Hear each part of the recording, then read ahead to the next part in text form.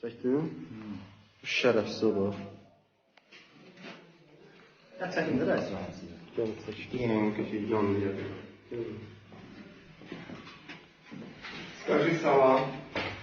Салам. Бейлаган. Бейлаган. Бейлаган. Ты тоже.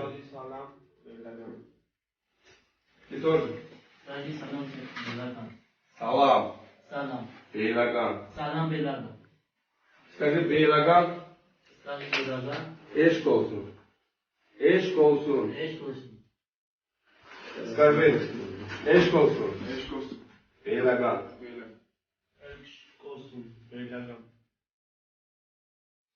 Бархудар. Бархудар. Улыбочку. Улыбаемся. Ну как тебе наши земли? Нормально? Жить можно? Что хочешь своим родителям сказать? Все хорошо. Не про меня, а про себя что хочешь сказать? А родителям что хочешь передать?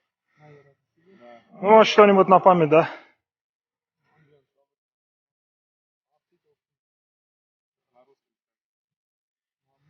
На русском? На русском.